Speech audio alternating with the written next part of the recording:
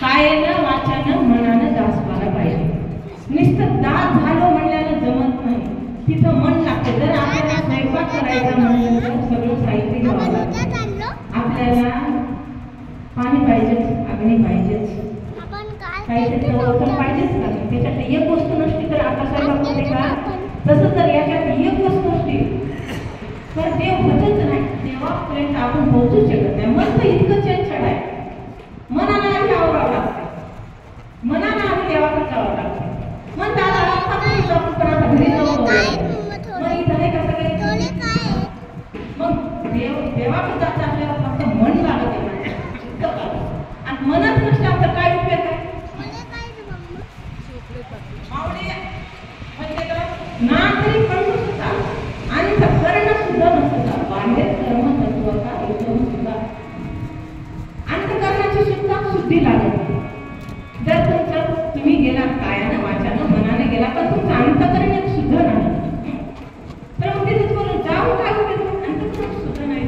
जशी आपण काय करतो भाजी छानपैकी आपण भाजी केली, वरी तरी आली, कोथिंबीर टाकली, लसूण टाकलं, कांदा टाकला आणि ती ठेवून देईन आतून फसफस होतो आहे. आपल्याला ते आवडत का. फ्रीजमध्ये ठेवून आपण खाऊ टाकीत नाही. मग आपल्या देव आता आपण वरून देव ते देवाला आपण आवडतो का नाही. त्याला न सांगता सगळंच कळते. ही भक्ती कशी आहे त्याला सगळीच सांगण्याची त्याला गरजच नाही. विठाल विठाल विठाल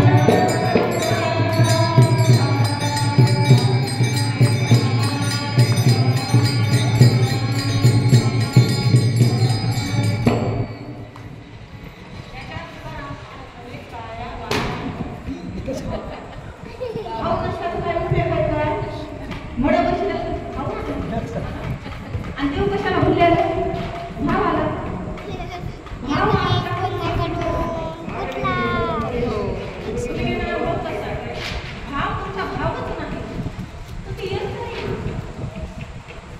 पूजा करायला पार्टी करायला आता वाचरला आलं म्हणजे कीर्तन करायला भागवत ऐकायला भारी पाठ करायला पण अंतकरणाचा आपला भाव वेगळाच आहे.